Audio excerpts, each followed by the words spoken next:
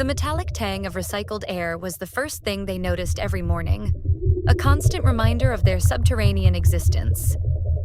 It had been 6 months since the sirens wailed their final, desperate warning. 6 months since the world above had succumbed to the gnawing hunger of the infected.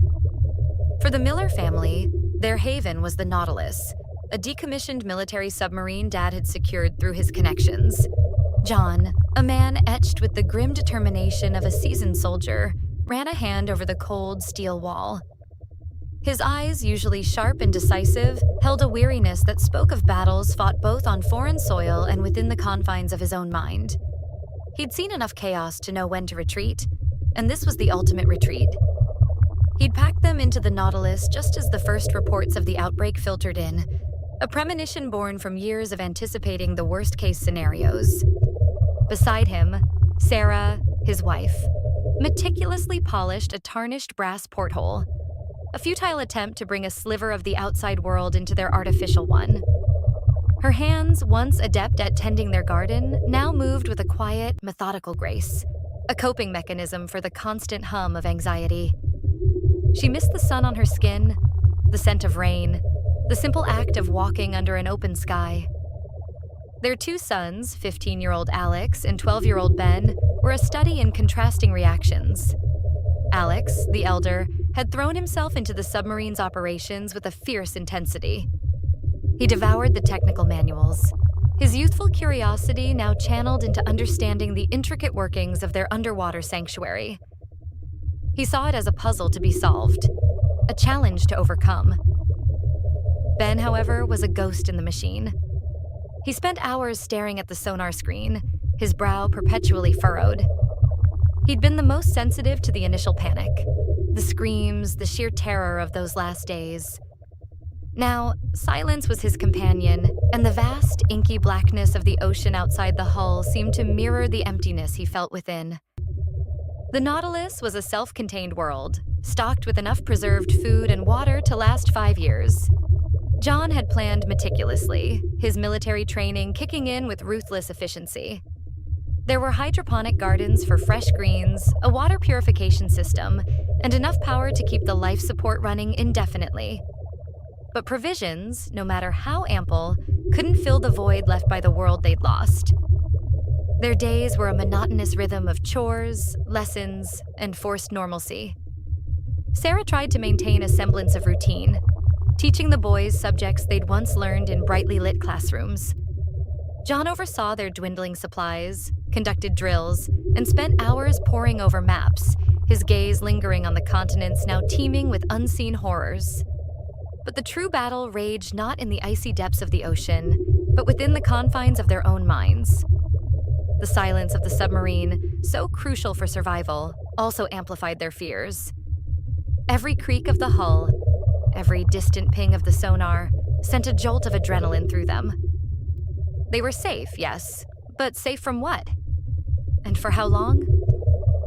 John found himself replaying the final moments of their evacuation, the faces of those left behind, the agonizing decision to leave everything they knew. He'd seen men break under far less pressure.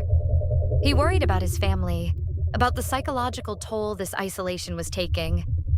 He would often wake in the dead of night, his heart pounding, convinced he heard the scraping of fingernails on metal, a phantom echo of the infected.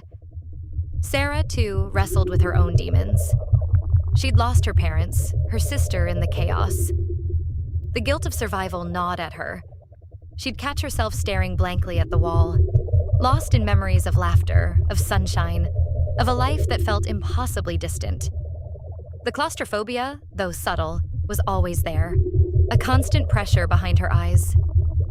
She fought the urge to scream, to pound on the unyielding walls, to simply break. Alex, in his relentless pursuit of understanding the submarine, was perhaps avoiding the larger questions. He focused on the tangible, on the mechanics of their survival, because the alternative, the sheer, overwhelming reality of their situation, was too terrifying to contemplate. He missed his friends, the freedom of riding his bike, the simple joy of playing video games without the constant threat of a world ending. Ben, however, was drowning. His quiet became a suffocating blanket. He'd stopped talking much, communicating mostly through gestures or monosyllabic answers. He saw the shadows in the corners of the sub as lurking monsters, the hum of the engines as the growl of the infected. He'd started drawing, his sketches becoming increasingly disturbing, filled with grotesque figures and scenes of carnage. One evening, during their meager dinner of reconstituted stew, the tension reached a breaking point. Ben pushed his bowl away, his small frame trembling. "I can't," he whispered, his voice barely audible. Sarah reached for his hand, her own hand shaking. "Can't what, sweetie?" "I can't stay here. It's like being buried alive." Tears streamed down his face, silent and relentless. Alex, who had been engrossed in a schematic, looked up, a flicker of concern in his eyes. "Ben, we're safe here. That's what Dad said." "Safe from what, Alex?" Ben's voice rose, a desperate cry. "Safe from living? I want to see the sun again. I want to feel the wind." John's jaw tightened. He hated seeing his sons in pain, but he also knew the brutal truth. "Ben, the world outside is not safe.